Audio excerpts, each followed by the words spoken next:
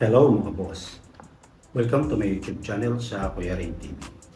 Isa naman pong panibagong 2-move chess puzzle ang ibahagi ko sa inyo ngayon.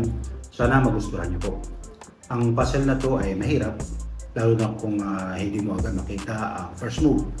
Kailangan mo lang gamitan ng idea o diskarte kung ano ang 2 moves na yon.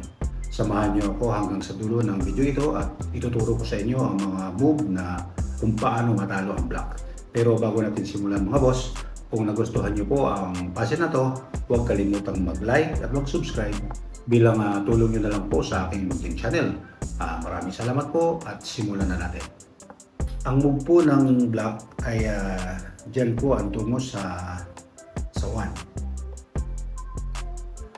Bago po tayo dumako sa mga kasagutan, ang ipapakita ko muna sa inyo ay ang mga maling sulong ng white. Halimbawa, kung ang first move ng white ay dito sa knight d6, check, yan po ay double check. So, ano naman ngayon ang kasagutan ng black? So, pwede lang ang black ay mag-move dito sa e5. So, ano nga yung kanyang second move? Pag second move siya dito, check. So, iiwas lang yan. Walang mali. Kung ang isi-check niya uli ay dito siya mag-check. Check. So, pwede na siya dito or kainin ang knight. So, wala pong mali yan. Ulitin po natin. Kung sakali naman ang move dito ng white ay dito siya check. So iwas lang uli ang king sa d5. So ano naman kanyang pang second move? Pag siya ay nag-second move dito, check. So marami siyang iwasan dyan.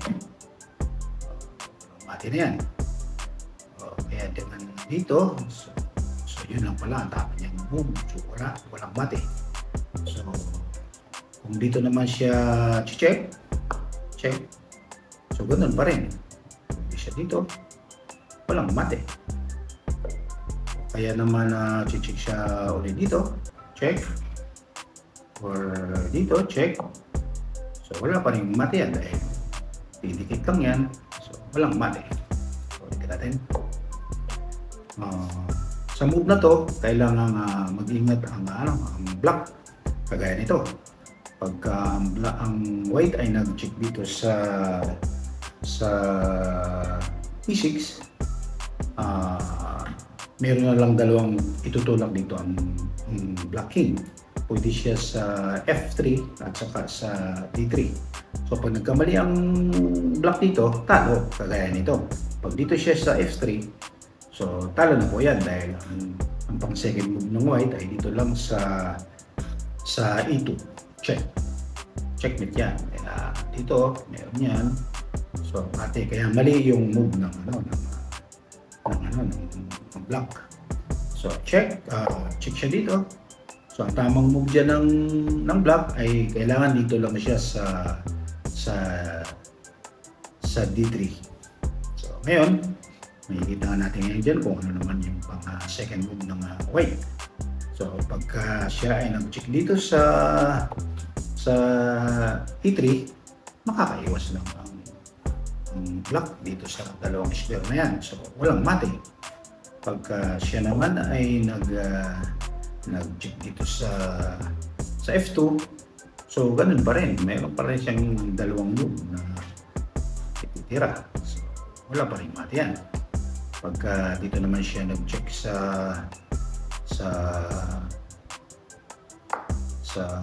check yan, open check. So, dyan, mati na sana yan. Kaya lang, meron pa rin siyang tatakbuhan sa c3. Kaya hindi talaga mamamati ang black. So sinubukan na po natin kung ano ang mga posibleng atake ng white, pero hindi pa rin kayang matihin ang black.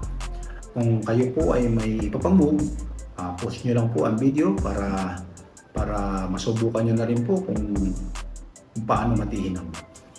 Magbibigay po ulit ako ng ilang segundo para sa kasagutan ng 2-move chess puzzle na to.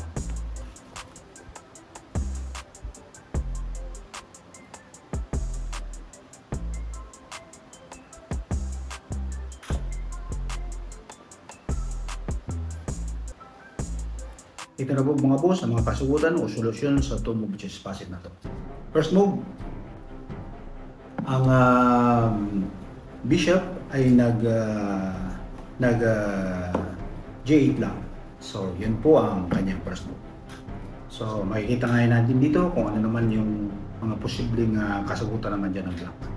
So, ang move na lang dito ng black ay dito sa C5. Pwede rin siya sa F3, tsaka sa D3, dito sa E5, at saka pwede niyang kainin ang knight sa F7.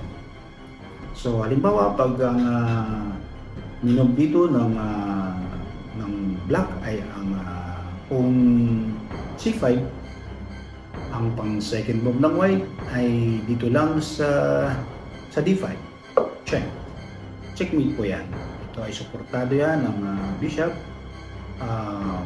Dito naman sakop pa rin yan. Dito ay sakop yan ng horse. Ito naman sakop din ng horse. So yan po ay mate. So ulitin po natin. First move. So ang i-move natin dito kung ano lang yung move dito ng black. So siyempre ang move ng black dyan ay libreng kainin ng horse, kaya kinain niya ang horse. Ang pang second move naman dyan ng white ay dito lang sa E6. Check. Suportado pa rin yan. So hindi na siya makapunta dito sa dalawang square na yan dahil sakop yan ng horse. So, dito naman sakop yan ng bishop, ng queen. So yan po ay mate. So ito natin.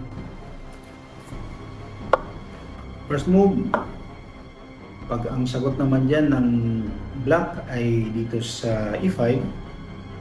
So ang second move ng white ay dito lang sa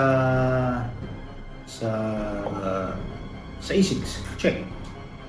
Checkmate po yan. Dahil dito, meron horse, dito, may horse. So, mati po yan. Suportado pa rin yan. Siya. Okay? Sige, solusyon tayo. First move, pag ang king ay nag F3, ang second move ng white ay dito lang sa E2. Check.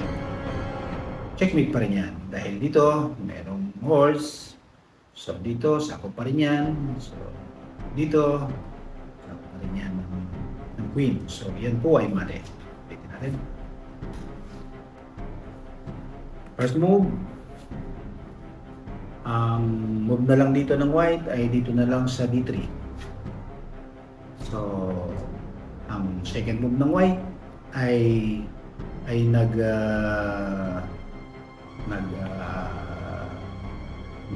C4 lang. Check. Checkmate ulit yan. Dahil dito, meron pa rin horse. Dito, suportado pa rin yan ng bishop. So, wala na siyang tatakbuhan dyan. So, yan po ay mate. Okay, yan po ang mga magandang atake ng white na siguradong talo talaga ang black. Dahil sa bawat move ng black, may nakahandang pang 2 moves ang white. Isa pa rin ito mga boss na pwede nyong ipalaro sa inyong mga kaibigan, kabarkada para sila naman ang mag-solve ng puzzle na to. So enjoy lang po sa inyong paglalaro. Hanggang dito na lang. Maraming salamat po.